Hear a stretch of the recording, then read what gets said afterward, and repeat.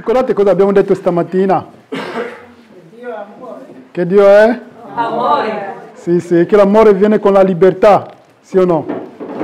L'amore non possiamo dire che amiamo qualcuno se non lasciamo quella persona libera. Quindi l'amore viene con la libertà ci porta a rischio e la libertà anche viene con la responsabilità. E la responsabilità ci fa crescere. Dio è? Amore. Amore, ok, va bene.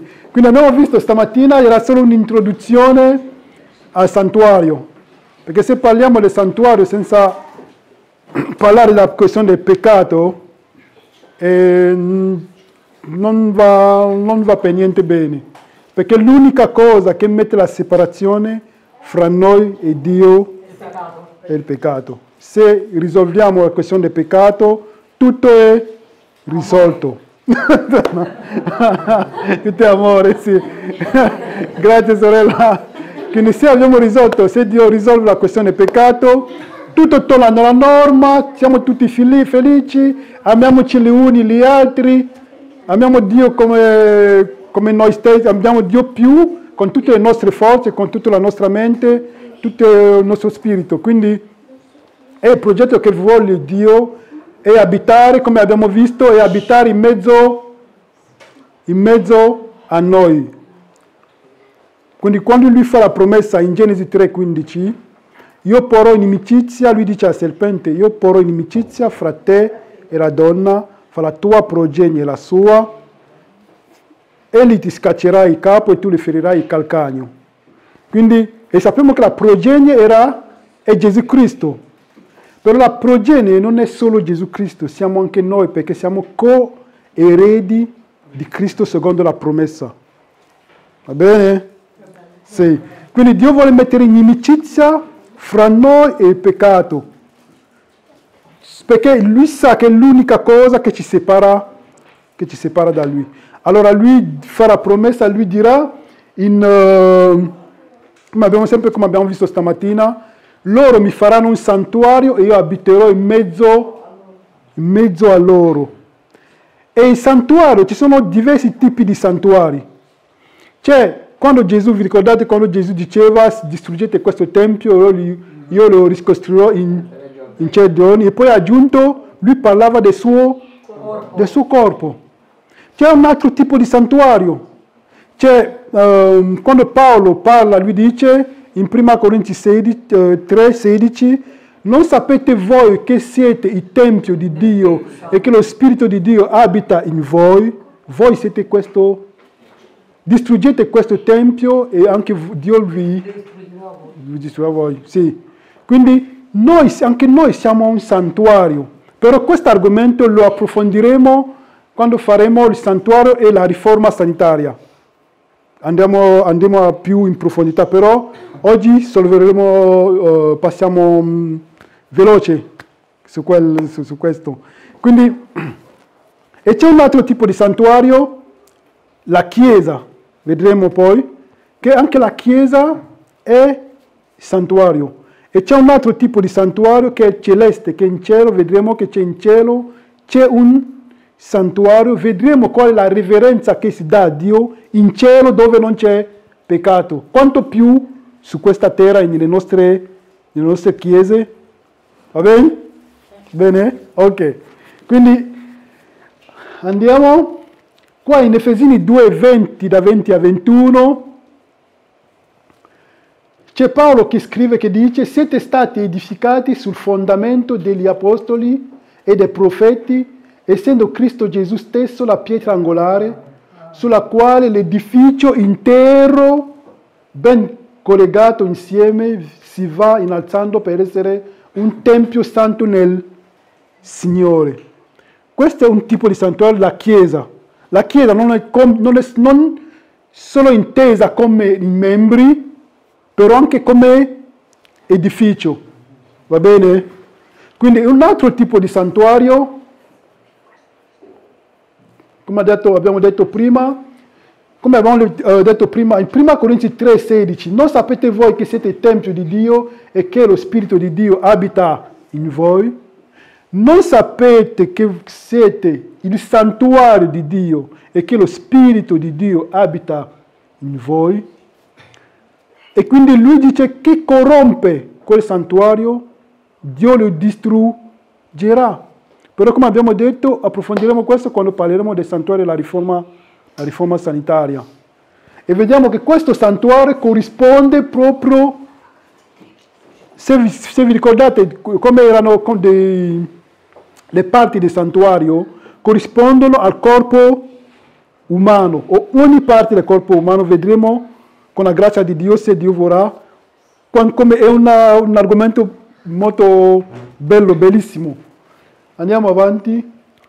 E in Esodo 25, versetto 9, Dio dice, prima nel versetto 8 ha detto: loro mi faranno un santuario, io abiterò in mezzo a loro. Al versetto 9 lui dice: me lo farete in tutto e per tutto secondo il modello del tabernacolo, oppure del santuario, e secondo il modello di tutti i suoi arredi che io sto per mostrarti. Lui parla a Mosè. Quindi Mosè doveva fare un santuario nel deserto, secondo il modello santuario celeste. Quindi in cielo c'è un santuario. Però prima di andare a vedere di cosa è costituito il santuario in cielo, vediamo questo piccolo video di 1 minuto, qualcosa, 2 minuti, gli arredi nel santuario, va bene? C'è il volume? Sì.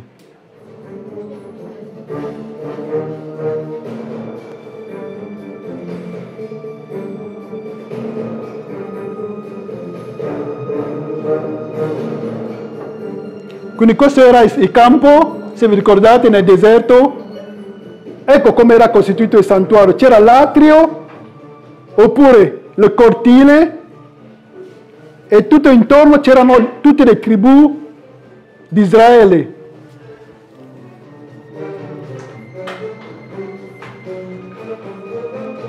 C'era la porta, che c'era solo una porta per poter entrare. E Gesù dice in Giovanni 10: io sono la porta. C'era l'altare dei sacrifici, e sappiamo che questo rappresentava il sacrificio di Gesù Cristo, quello che abbiamo visto l'ultima volta.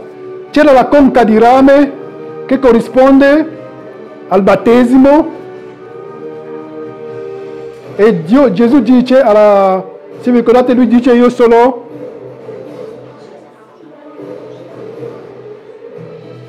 qua. Siamo nel luogo santo, se vi ricordate, in cui c'era il candelabro, c'era la tavola dei pani di proposizione, e c'era l'altare dei profumi. Sì, l'incenso, sì. Tavola dei pani di proposizione.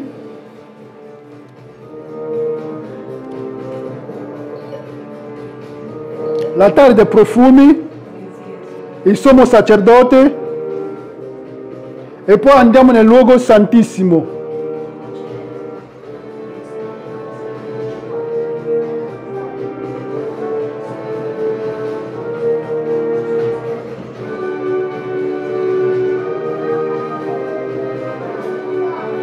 Nel luogo santissimo, questo era l'arca dell'alleanza, su cui c'erano 2 cherubini, e dentro l'arca dell'alleanza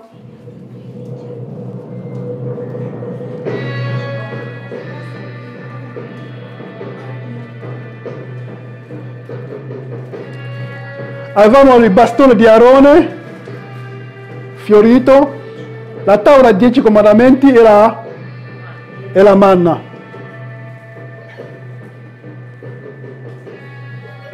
Ok, ci siamo. Bene. Quindi questo era solo un ricordo. So che la maggior parte di noi sappiamo. Va bene, grazie. Così era costituito il santuario, solo per un ricordo. E ricordiamoci che quando Mosè riceve le istruzioni per poter costruire il santuario, secondo il modello celeste, significa che nel santuario celeste ci sono questi arredamenti. Perché c'è anche un'altra eresia secondo la quale il santuario celeste, oppure il santuario celeste non esiste. Come dicevamo prima, se qualcuno ci toglie il santuario, ci ha tolto tutto. Quindi adesso andiamo a vedere, come abbiamo visto, c'era il candelabro a 7 braccia e in Apocalisse 12, 13, in Apocalisse 1, 12 e 13 è scritto: io mi voltai per vedere chi mi stava parlando. Come mi fui voltato, vidi 7 candelabri d'oro e in mezzo ai 7 candelabri uno simile a un figlio d'uomo. Chi era? Gesù Cristo. Quindi lui richiama sempre tutto. Se vogliamo anche capire l'Apocalisse, se non abbiamo capito il santuario, sarà molto molto difficile. Andiamo un po' avanti. Poi, in Apocalisse 8, versetto 3, e venne un altro angelo con un incensiere d'oro. Si fermò presso l'altare e gli furono dati molti profumi affinché li offrisse con le preghiere di tutti i santi sull'altare d'oro posto davanti al trono. Cosa rappresentava l'altare dei profumi?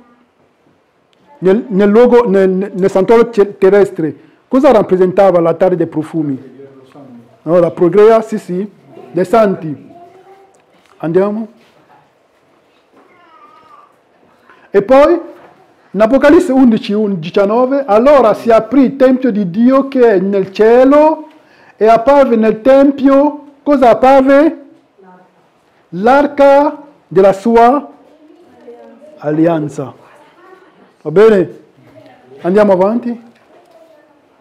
E poi vediamo adesso un episodio molto particolare. In Isaia 6 vediamo la riverenza che c'è in cielo. Andiamo? La riverenza che c'è in cielo. Allora è scritto in Isaia 6 da 1 a 2: nell'anno della morte del re Uzia, vidi il Signore seduto sopra un trono alto, molto elevato, e i lembi del suo mantello riempivano il tempio. Sopra di lui stavano dei serafini, ognuno dei quali aveva 6 ali.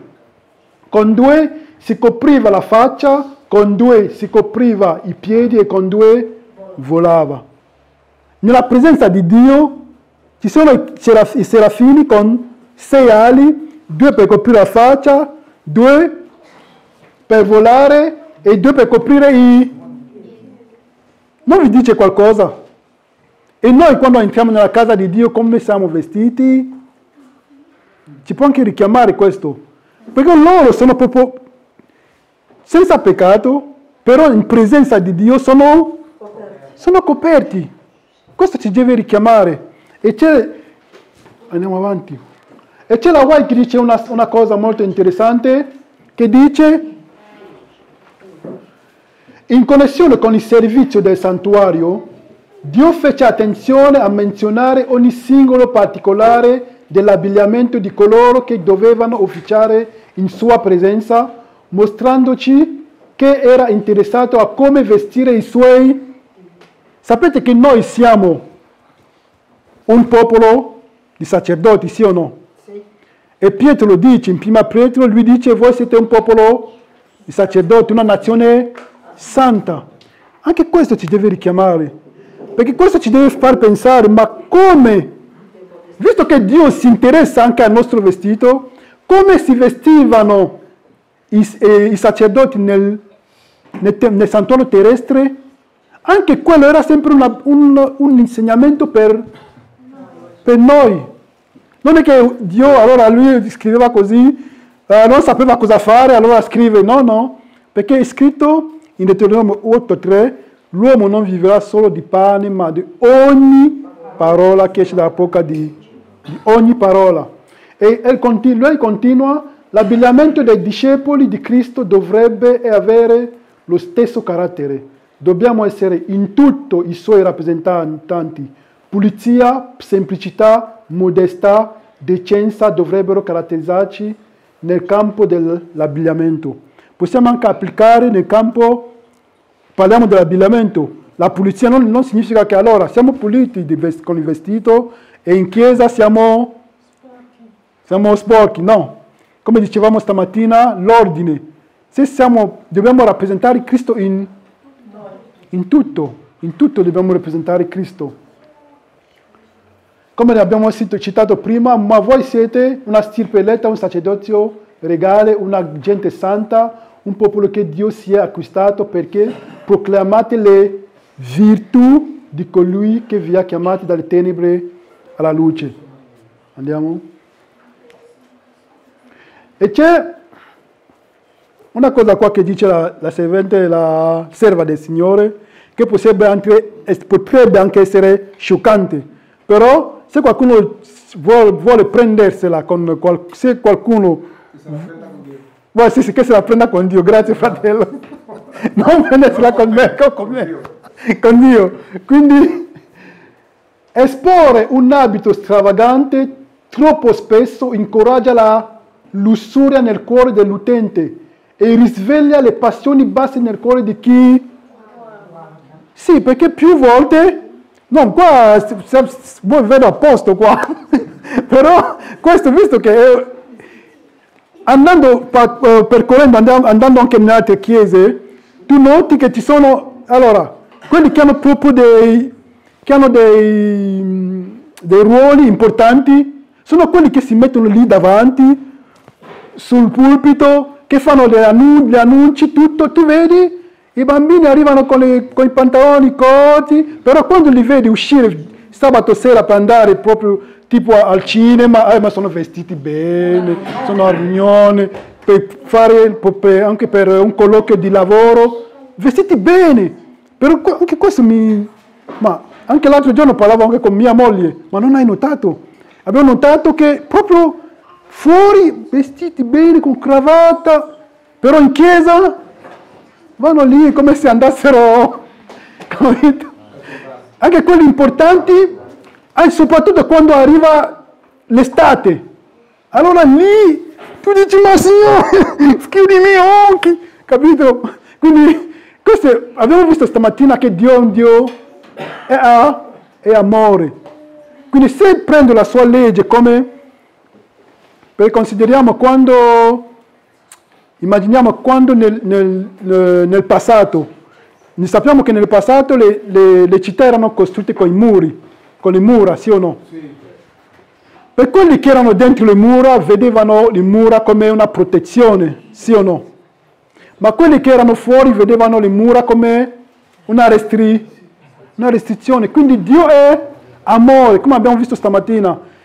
Se abbiamo problemi, ricordiamo sempre questo versetto. Dio è amore. Perché mi dà la sua legge? Per costringermi oppure perché mi vuole che io possa vivere una vita di libertà? Perché l'amore viene con la libertà. Non verrà Dio a dire, allora, visto che sei vestito così, uscisci. No. Però a noi di pensare. Dio vede che la rovina del carattere è spesso preceduta dall'indulgenza, dell'orgoglio e della vanità nel vestire. Considera che il costo dell'abbigliamento soffoca il desiderio di fare del bene. E quello che si dice adesso in chiesa è che quando tu dici, anche se tu fai tutto per parlare anche in modo con amore al fratello o alla sorella, non mi giudicare. Quindi fai ciò che vuoi. Quindi è proprio questa la filosofia. Non mi giudicare, tu non mi devi dire niente, tanto non è per quello che siamo salvati. Sì, non siamo salvati perché siamo vegani o no. Nessuno è salvato per quello. Siamo salvati per grazia tramite la fede in Gesù Cristo e basta. Però se ho la vera fede, la fede è attiva. Perché non posso dire ho la fede, però rimango, sì, ho la mia fede, la mia relazione personale, Dio vede il mio cuore. No, sì, Dio vede il nostro cuore, però cosa dice il nostro cuore? In Geremia 17,9, il cuore dell'uomo è malvagio, è maligno più di ogni altra cosa. Perché a volte diciamo, no, Dio vede il mio cuore, anche se sono in chiesa con il cellulare, vedo il fatto delle mie cose, no, Dio sa che lo amo, no. La fede è attiva. Non ci può essere una fede senza azione. E l'azione è una risposta d'amore all'amore di Dio che ho ricevuto. Volevi dire qualcosa, fratello? No, che tu hai detto del vestire, noi non lo cacciamo fuori, però Gesù ha detto nella parabola che c'era uno che era mal vestito e lo ha mandato all'inferno. Quindi non lo facciamo noi, però fa Gesù. E poi c'è otra cosa di maniera di vestire, poi sì. È un rispetto, perché è un rispetto sia Dio, non è una cosa del rispetto. Sì. Grazie fratello. Quindi andiamo avanti. E poi abbiamo questo episodio in Esodo 3, da 4 a 5. Vi ricordate quando Dio chiama Mosè? Quando lo chiama, qual è l'atteggiamento di Mosè? Vi ricordate? Allora Dio lo chiamò di mezzo al prugno e disse: Mosè, Mosè. Egli rispose: eccomi. Dio disse: non ti avvicinare qua, togliti i calzari dai piedi, perché il luogo sul quale stai è sacro, è santo. È quello che ci dite quando entriamo nella sua casa. Quando entriamo nella sua casa ci dimentichiamo, ma no, vado lì, tanto Dio mi ama, capisce. Che? Facciamo rumori, no, siamo nella casa di Dio, perché Dio è potente. Noi a volte ci dimentichiamo che Dio è potente. Pensiamo sempre che Dio è il nostro amico, oh ciao, come stai? Bene, sì, si è fatto uomo perché si vuole avvicinare a noi, però Dio è potentissimo. Vi ricordate che Dio dice che Lui conosce tutte, nel Salmo 147 Lui conosce i nomi di ogni stella. Sapete quante stelle ci sono? Sono una galassia per una galassia dicono che ci sono più di, non so se sono 80 milioni o 40 milioni, però ci sono tantissimi, però anche in Daniele dice che ha visto miliardi di miliardi che lo stavano, quindi lui sa ogni stella per nome. Lui dice che conosce i nostri capelli, li conta. Quanto abbiamo di capelli? Quindi lui è potente. Noi pensiamo sempre a un Dio, sì. No, è potentissimo. Quindi noi, quando ci avviciniamo a Lui, non ci dobbiamo scordare che è un Dio potente, potentissimo. Però Lui si è fatto uomo. È un po' come se dicessi a Pedro, entra qua in questa bottiglia. Capito? È un po' strano, no? Se dico a Pedro, entra in questa bottiglia, lo può? Non... È solo per farci capire un po'. Un Dio che entra nell'umanità. Quindi Lui che è fuori dal tempo e dallo spazio sceglie di entrare in una genealogia, la genealogia di Adamo. Perché quando leggiamo in Luca 3, vediamo che dal versetto 23 a 31, vediamo che figlio di Set, figlio di Adamo, figlio di Enoch, Gesù. Lui si fa uomo per amore che ha per noi, entra in una genealogia. Un po' come ho detto prima, Pedro entra in questa bottiglia. Per noi ci metteremo a ridere, o no? Quindi Dio è potentissimo. E la White dice qua, in Patriarchi e Profeti, pagina 208, paragrafo 2, tutti coloro che si presentano davanti a Dio devono avere un atteggiamento umile e rispettoso. Nel nome di Gesù possiamo avvicinarci al Signore con fiducia, ma non per questo dobbiamo nutrire sentimenti irreverenti o presuntuosi. Come se Egli fosse al nostro stesso livello. Alcuni si rivolgono al Dio Padre, onnipotente santo, che abita in una luce inaccessibile, come se avessero a che fare con un loro amico, un loro simile, o perfino con un essere a loro inferiore. Non è vero, fratelli? Noi tutti siamo dentro la barca. Non è che colui che vi parla non è anch'io sono dentro la barca. Poi lei dice, riguardo a quello che abbiamo detto prima, altri nel luogo del culto si comportano come certo non si permetterebbero nella sala di udienza di un sovrano. Quando andiamo a fare un colloquio di lavoro, ma sono vestiti proprio bene, no? Però davanti al grandi noi siamo proprio mancanti. Queste persone dovrebbero ricordare che si trovano alla presenza di colui che viene adorato dai serafini. Come abbiamo visto in Isaia 6, si coprivano la faccia, i piedi e con 2 ali volavano. Quindi non andavano come se andassero a un festival di Cannes, un festival agli Oscar, per prendere i premi del film, un po' come vediamo in TV. No. Queste persone dovrebbero ricordare che si trovano alla presenza di colui che viene adorato dai serafini, davanti al quale gli angeli si velano il volto in segno di adorazione. A Dio deve essere manifestato profondo rispetto. Tutti coloro che sono realmente coscienti della sua presenza si inchineranno con umiltà davanti a Lui, come Giacobbe quando contemplò la visione di Dio, essi esclameranno: come tremendo questo luogo! Questa non è altro che la casa di Dio e questa è la porta del cielo. Amen? Amen. Amen. Andiamo avanti. Quindi, come abbiamo letto prima, se la chiesa e l'edificio è considerato anche come il fondamento, diciamo, il fondamento è considerato come il santuario. Il fondamento è Gesù Cristo, su cui Gesù costruisce la sua chiesa. E Gesù crede nella sua chiesa. Perché lui ha detto in Matteo 16,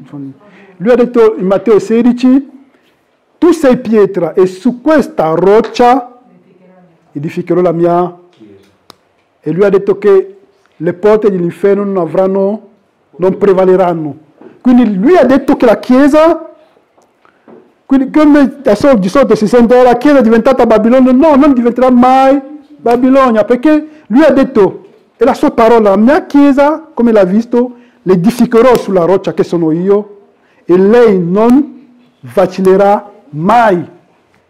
Questa è una promessa di Dio. Quindi qualunque sia quello che vediamo, se la gente si veste in modo strano, che facciamo rumori, che siamo disordinati, che abbiamo l'eresia che arriva, tutto concorre al bene di colui che ama Dio. Romani 8:28. Perché questa è la parola di Dio. Perché tutto questo farà sì che la gente, guardando quelli che non sono ancorati in Cristo, lasceranno la Chiesa e sarà riempita da quelli che amano veramente Dio. Amen? Amen. Quindi, qualunque sia quello che ci si dice, qualunque quello che vediamo, questa è la Chiesa del rimanente. Amen? Amen. Amen.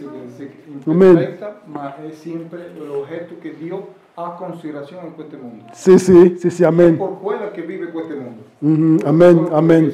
Lei adesso è militante, poi sarà la Chiesa trionfante. Andiamo avanti, fratello. Sono militante adesso. Avanti. Vediamo un po' questi bambini. Sono in chiesa. Questi bambini sono in chiesa. E ci sono anche gli adulti in mezzo a loro. Che stanno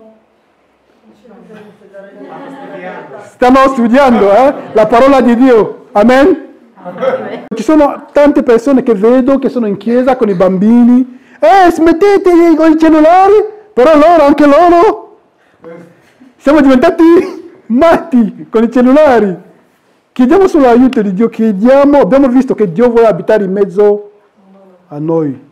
Ci sono cose per cui non possiamo con le nostre proprie forze avere vittoria sul peccato, però Dio ci fa la promessa di darci la vittoria nel nome di Gesù. È Lui che metterà inimicizia fra noi e il serpente.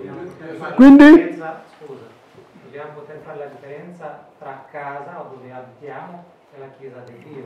Infatti, fratello, sì, sì, la casa dove abitiamo è tutto in ordine, Sì, sì. però quando si arriva in chiesa, no, tanto non sono io che pulisco, tanto non sono io che faccio questo. Non solo cosa, si parla di comportamento. Sì, sì, sì, sì, sì, sì, anche il comportamento, fratello, sì, sì. Posso aggiungere una cosa anch'io, Sì. che è un annetto circa che lo sto dicendo. Abbiamo una settimana di tempo per fare quello che vogliamo a casa nostra. Sì, E quando andiamo ospiti a casa di qualche amico, di qualche parente, stiamo attenti a non sporcare, a non disturbare, a non urlare. A maggior ragione quando veniamo il sabato nella casa di Dio. sì, sì, Siamo alla sua presenza. sì, è proprio così. Yo soy andado questa settimana sono andato a Giudice La Paz. Davanti c'è scritto, no cellulare, no parlare, sei silenzio. Mm. Lui si incavola. E lì, perché è la legge, e lì abbiamo paura perché è la legge. Sì, sì, sì. In Dio facciamo tutto lo che Facciamo quello che vogliamo? Sì. Però devi stare attento. Sì, sì, sì, sì, proprio così. Vuole che la Dio è l'amore. Sì, perché sì, pensiamo che sì, sì. Un attimo, finiamo poi ognuno dice ok, va bene, andiamo avanti. Quindi abbiamo detto Dio è un Dio potentissimo. Lui dice, ricordatevi quando dice a Abramo, prima di arrivare lì, vediamo quello che abbiamo detto prima, in Daniele 7,10 è scritto un fiume di fuoco scaturiva e scendeva dalla sua presenza. Migliaia lo servivano, 10.000 miliardi gli stavano davanti. Si tenne il giudizio e i libri furono aperti. E lui dice nel Salmo 147, versetto 4 che abbiamo detto prima, egli conta il numero delle stelle, le chiama tutte per nome. Quindi lui sa, e il nome in ebraico, quando si dice il nome, è l'identità. Quindi è una cosa molto personale. Quindi si dice con ogni angelo o stella lui ha una relazione personale, come se esistesse solo... Come anche a volte penso che Dio è solo per me. Lui fa talmente belle cose che dico, ma sicuramente, forse non prende cura anche dell'altro. Perché lui è talmente il tuo Dio, solo il tuo Dio, sembra, perché ci conosce per nome.